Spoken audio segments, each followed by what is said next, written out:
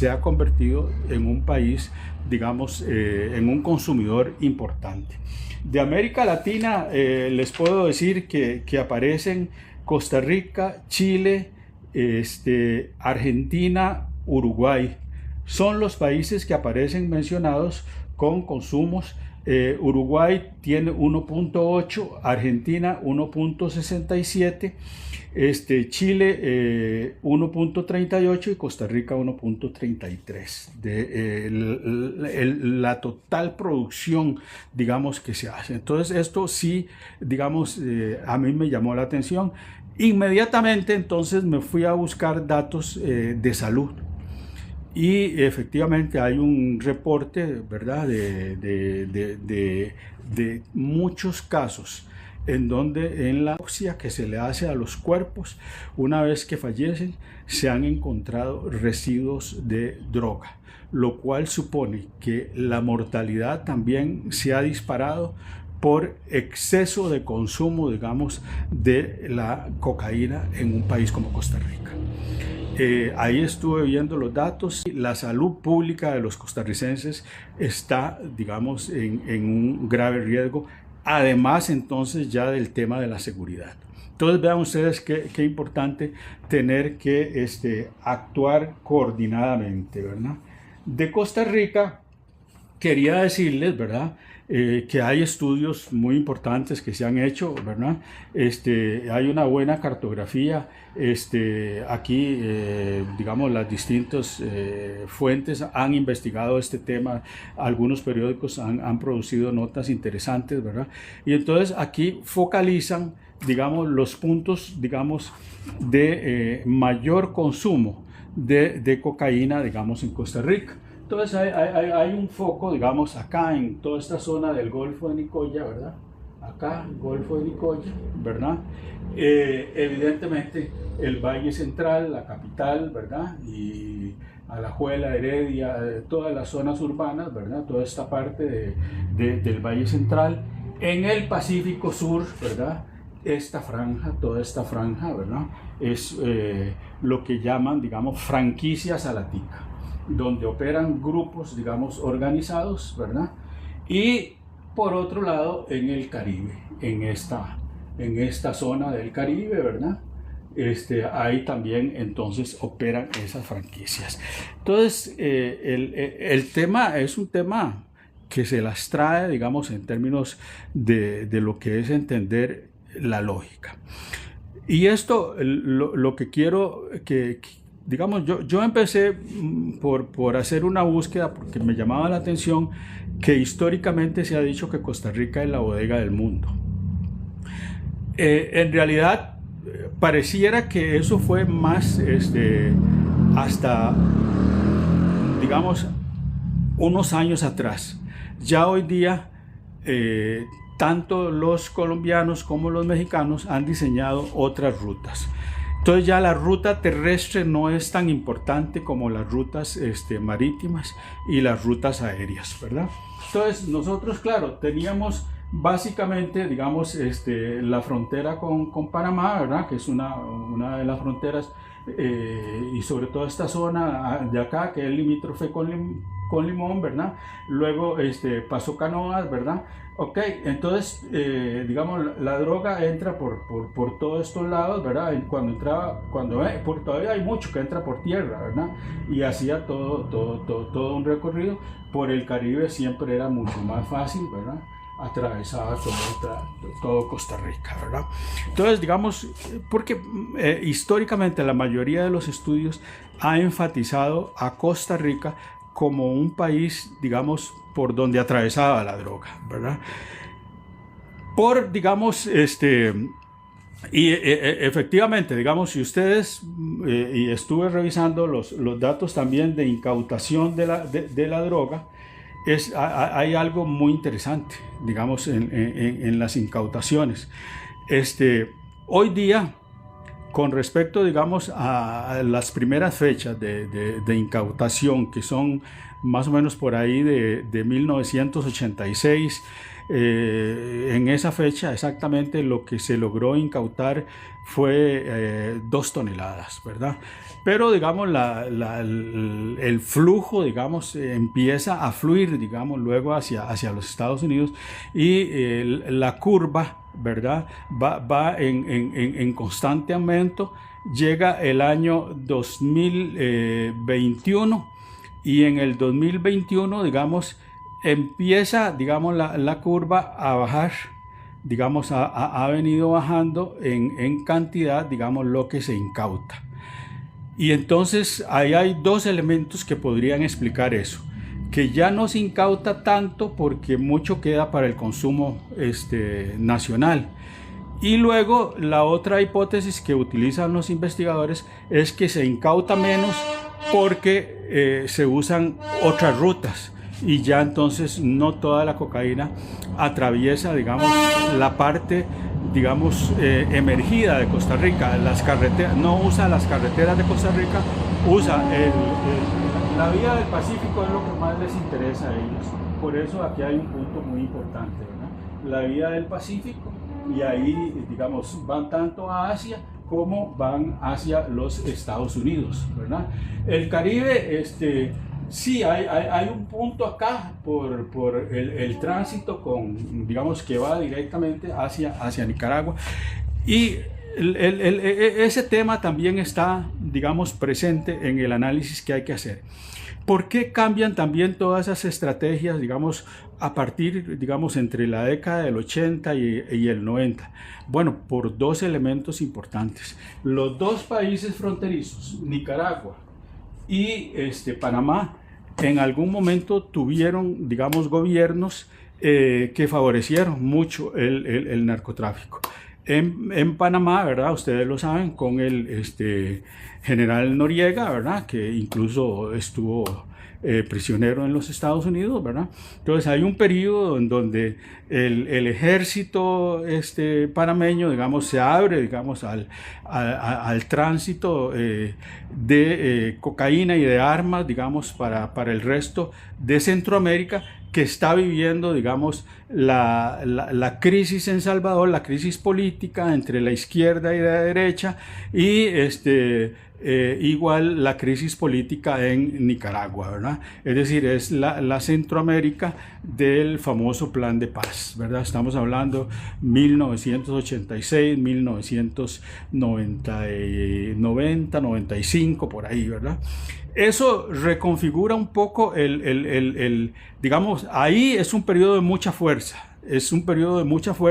y es cuando, digamos, posiblemente más se usó, digamos, el territorio costarricense, y donde la política, digamos, y los políticos y los partidos políticos entran, digamos, en lo que hemos llamado las narcocampañas, ¿verdad? Entonces se convierte, digamos, Costa Rica se convierte, digamos, en un país, digamos, puente, donde pasaban armas, pasaba cocaína, los gobiernos con complicidad y los partidos con la meta, digamos, de obtener, digamos, dineros, y posiblemente surgieron algunos capitales, digamos, producto de esto. Son temas, digamos, para investigar, ¿verdad? Pero a partir ya como del tercer milenio, sí hay una redirección, digamos, a través de los sumergibles, ¿verdad? Las vías más rápidas, el mar, ¿verdad?, les da mucho más seguridad. Pero sobre todo, lo que les decía al principio, los descubrimientos tecnológicos que permiten, digamos, convertir, digamos, la droga y transportarla de manera líquida o de la manera que ellos quieran, ¿verdad? Hoy día es una droga que usted igual la puede encontrar en líquido, igual la puede encontrar en estado sólido, igual puede ir embotellada, igual va en paquetes, ¿verdad?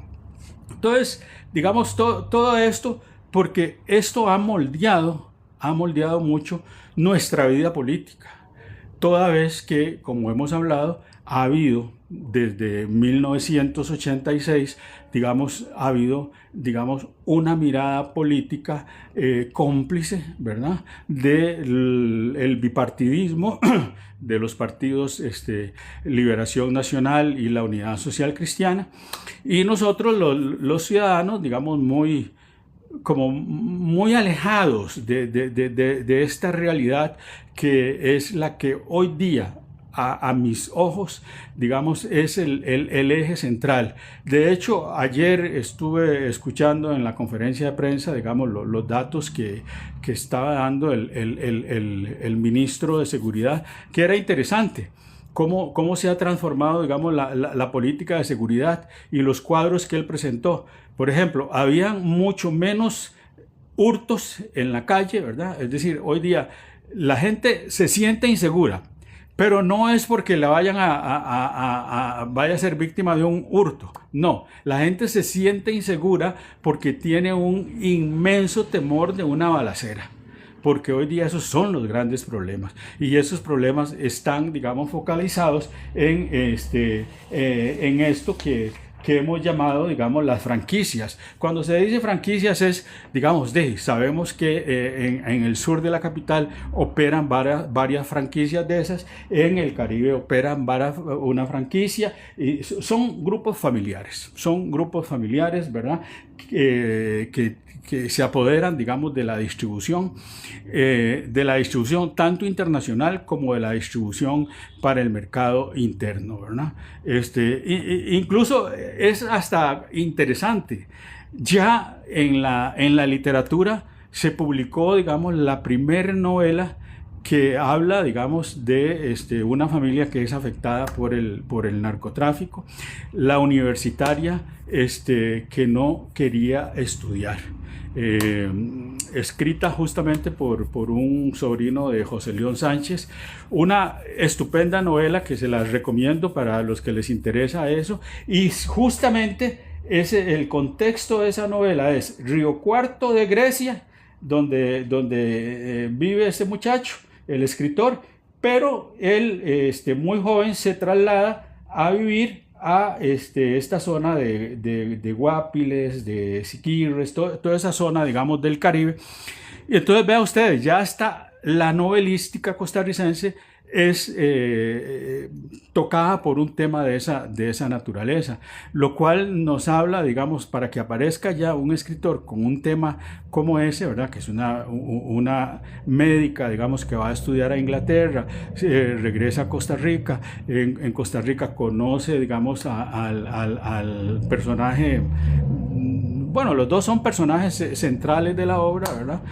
Les recomiendo esa novela, la universitaria que no quería vivir.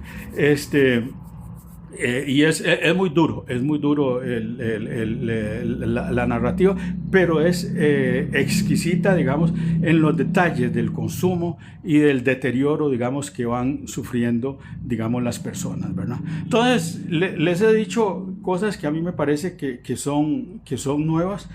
Hay un alto consumo hoy día de cocaína en Costa Rica, es decir, somos el país 15 en consumo. Eso, digamos, para mí es todo un aprendizaje y significa repensar un poco el tema ¿verdad? Repensarlo en términos nacionales. Para ello se requiere pensar en una política de salud pública, ¿verdad? Cómo entonces darle a los consumidores, digamos, pero más bien el efecto sobre poblaciones jóvenes no acostumbradas al consumo, que son entonces víctimas de sobredosis y de fallecimientos. Eso a mí me parece, digamos, importante. Luego, las divisiones territoriales muy bien hechas: Guanacaste, Valle Central, el Caribe y el Pacífico Sur, ¿verdad?, que son, digamos, los lugares donde operan familias, ¿verdad? Y luego los cambios a nivel geopolítico de todo el continente, digamos, esta parte, digamos, sur del continente, ¿verdad?, en donde entonces los vuelos empiezan a sustituir, digamos, las rutas convencionales, y en donde también los mares, a través, ahora sí, ya de equipamiento súper moderno, ¿verdad? Súper submarinos, ¿verdad? Que van, digamos, rápido y que cargan, digamos, una enorme cantidad de esto. Entonces, lo que esto nos sirve para todos es entender que estamos en una etapa quizás nueva, ¿verdad? Y que las raíces de todo esto vamos a encontrar su explicación en este libro de cómo la política se mezcló en esto. Caro Quintero a Ricardo Allen. Recuerden que Caro Quintero en estos momentos está en los Estados Unidos, ¿verdad? Ahí veremos que habla de si habla de su estadía en Costa Rica. Y Ricardo Allen, ¿verdad? Que en este momento en que narra el autor, estaba en la Comisión de Finanzas del Partido de Liberación Nacional, presidente del BCI, ¿verdad? Del BCI, político, y luego, digamos, llega a esta actividad y ahí ha pasado buena parte de sus días, ¿verdad? Los invito a que entonces estén siempre bien informados sobre este tema, ¿verdad? Ha sido un placer haberlos acompañado este momentito que quería darles el resumen de estos nuevos temas que van surgiendo conforme uno investiga, y que son temas que evidentemente no solo afectan la vida política, sino que el gobierno está dándole a través de su política, ¿verdad?, de soberanía que se llama el plan del Ministerio de Seguridad, digamos, entendiendo todos estos procesos internacionales complejos que afectan nuestra vida política. Nos seguimos viendo. Muchas gracias. Hasta la próxima.